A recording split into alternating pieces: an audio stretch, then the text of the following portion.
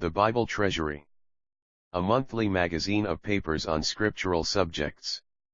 Article 2 Part 93 of 95, Volume 15, 1884 and 1885. Scripture Imagery. J. C. Bailey. The Feasts of Trumpets, Atonement, and Tabernacles. The period introduced by the Feast of Pentecost covers a long time, as it prefigures the present era, and is characterized by a very peculiar feature. It is commanded, when ye reap the harvest of your land, thou shalt not make a clean riddance of the corners of thy field, neither shalt thou gather any gleaning of thy harvest, thou shalt leave them unto the poor and to the stranger. It is especially the period of charity and grace, during which the gospel of the grace of God is proclaimed in contrast with the gospel of the kingdom in the future, the everlasting gospel all through, and other characters of dispensation. And even when it is finished, there shall be still a reserve of mercy, gleanings left for the poor of the Jewish flock and the stranger the Gentile, whereof we see the result in the vast redeemed multitude of the 7th of Revelation, assembled after the rapture of the church. They shall hunger no more. Can one see into the future? The learned professor smiles superciliously. He says, there have been plenty of people who said they could, but that is not quite the same thing. Many cases of course where there have been, even with these monthly prognosticators, happy shots, they could not always be wrong, but as to really foreseeing what is still future, nonsense. Even the most astute and learned are grotesquely often wrong when they forecast a week ahead. A false prophet is a tautological expression.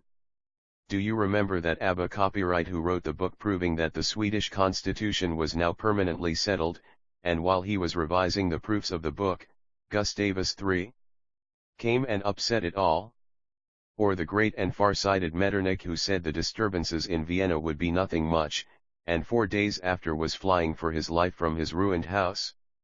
Or how Napoleon sent off the messenger to Paris from Waterloo announcing that he had won the battle, just a couple of hours before his defeat? No, no, better not prophesy unless you know. And you can never know of anything till it is positively there before you. That is the true agnostic, or, if you prefer the Latin to the Greek word, ignoramus, view of the matter. Can we then never see the things which are not actually there, the things which are invisible? Do not the travelers see the town of Messina, for instance, when entering the straits long before it is actually visible? Yes, the professor admits, but that is the Fata Morgana.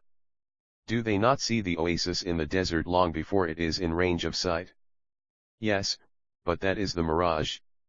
Cannot the whole world every morning see the sun right up above the horizon at the very moment when you, the professor, prove that it is actually out of sight below the horizon?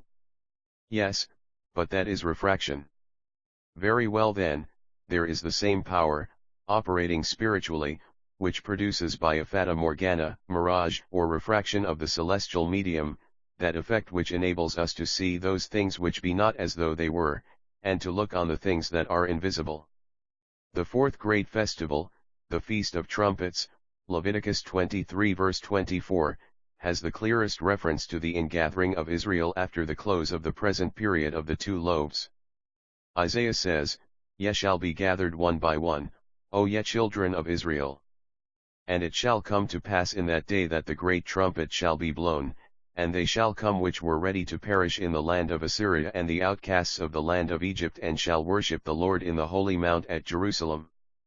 Isaiah, and other prophets, further explain that in that time the enmity between the 10 tribes and the 2 tribes will be removed, Isaiah 11 verse 13.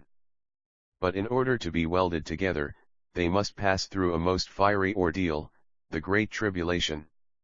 This R.A. Copyright veil was to be on the 1st of the month Tisri, and on the 10th of the month, the great day of atonement was appointed. Ye shall afflict your souls.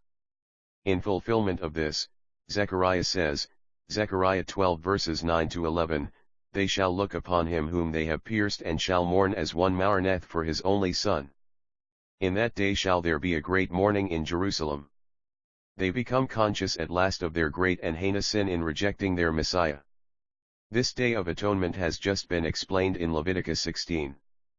5 days after this, on the 15th of Tisri, the last great feast, of Tabernacles, is commenced.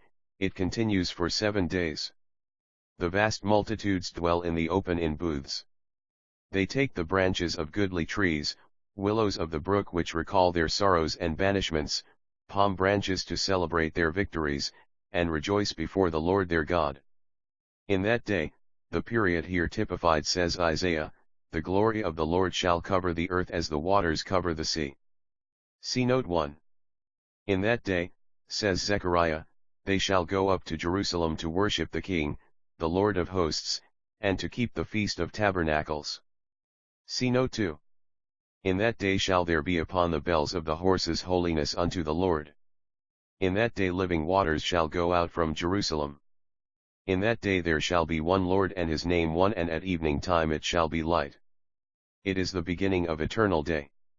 The time is come for which all nations long, when Gurmi is loosed from his chain, and, coming out of the dark cave, at last, devours the war god Tyre, and the ransomed of the Lord shall return and come with singing into Zion, and everlasting joy shall be upon their head, and sorrow and mourning shall flee away. Note 1. This has evidently not yet taken place. End of note 1. Note 2. This verse, Zechariah 14 verse 16, and John 7, leave no possibility of doubt as to the feasts being typical of the millennium. End of note 2.